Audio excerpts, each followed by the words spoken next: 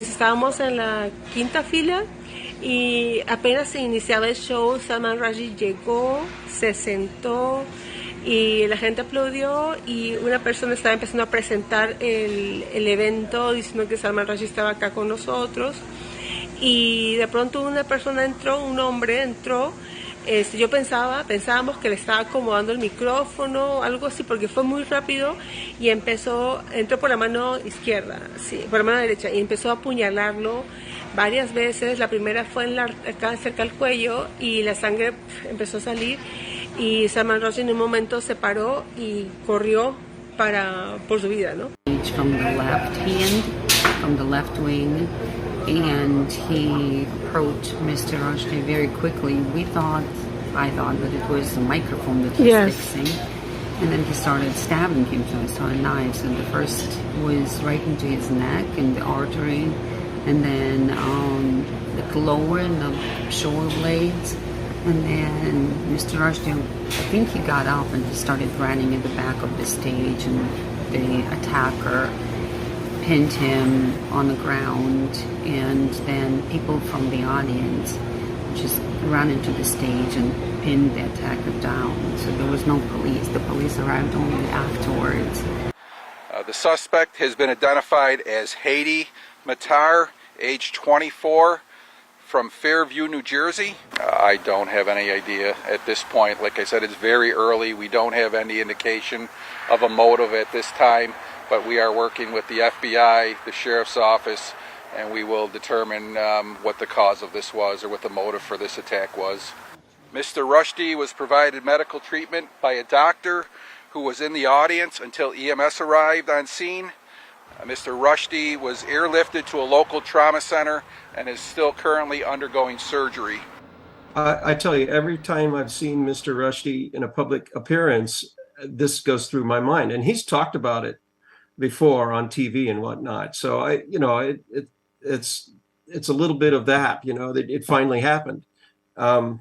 Ironically, the title or the theme of today's lecture was book banning and cities of asylum for persecuted authors. That was going to be the conversation between him and Harry Reese, the founder of Cities for Asylum. It was, it was devastating. Bueno, diferentes testimonios. En primer lugar, escuchábamos a los testigos, estaban describiendo justamente qué fue lo que pasó. Ellos se encontraban allí sentados esperando la conferencia del escritor. Alejandra.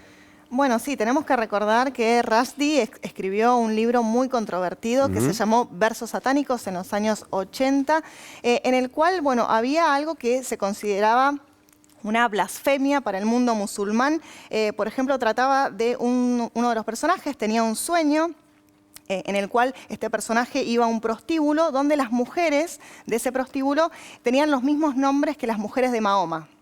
Eso fue considerado no solamente blasfemo, sino realmente ofensivo para la religión musulmana, más allá de que el libro en general tenía relación con otras cosas. De hecho, era considerado muy rico el libro y que esto en realidad no hacía mucho a la historia, mucho se lo criticó inclusive por ser demasiado controversial, innecesariamente. Sin sentido, no sumaba al libro. Exactamente, claro. Bueno, fue criticado por algunos literatos por ese tema. Bueno, Cat Stevens, que un músico, por si no lo conocen otros, la verdad también se sintió muy ofendido. Él habló en contra de ese libro justamente por eso. Bueno, si tenemos que hablar de lo que se sabe hasta ahora, la verdad es que el autor Hadi Matar, que sus padres son del Líbano, nació de todas formas y se crió en Estados Unidos, no ha dicho por qué atacó a Rushdie por ahora. Sí existe esta fatua que emitió el ex Ayatollah Khomeini, pero bueno, pasaron 33 años, de hecho Teherán se despegó de la fatua en los últimos años,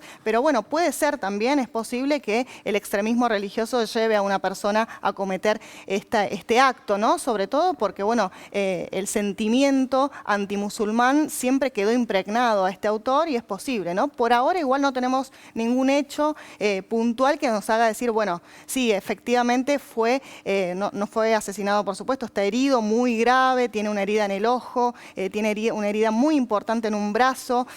Comprometido el hígado también. El hígado también, Sí. su estado es muy crítico, pero bueno, por ahora lo que tenemos de hechos no confirman que tenga que ver ni con la fatua ni con un mensaje de extremismo, ¿no? Ever.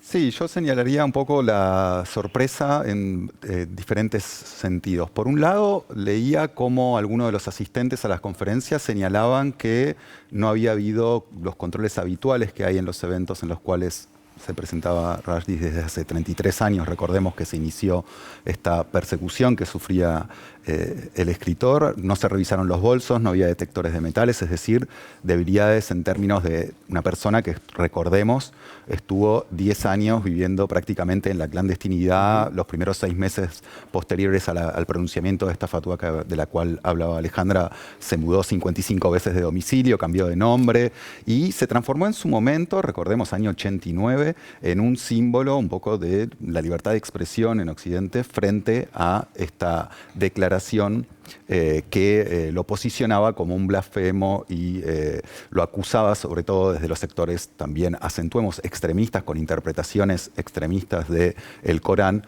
como alguien que atentaba contra esta religión.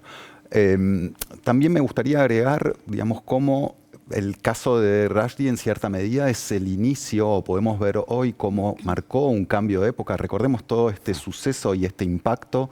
En su momento había sido se había establecido una suerte de paralelo, no sé si recuerdan, con aquella película La Última Tentación de Cristo, donde justamente era por el contrario desde la religión católica, donde también se acusaba de ataques a la religión a partir de una obra de ficción. Rushdie tiene una frase muy interesante que también releía hoy en entrevistas viejas. Él decía que todo lo que él había sufrido a partir de la publicación de su obra de ficción era un atroz homenaje a la literatura. Incluso si le sucediera algún tipo de atentado en algún momento de su vida, él lo asociaba a esta idea, a cómo las interpretaciones unívocas de un texto, entendido como la única interpretación posible, se enfrentaban a las obras de ficción. Bueno, llegamos al momento en el que sucede este atentado finalmente contra él. Veremos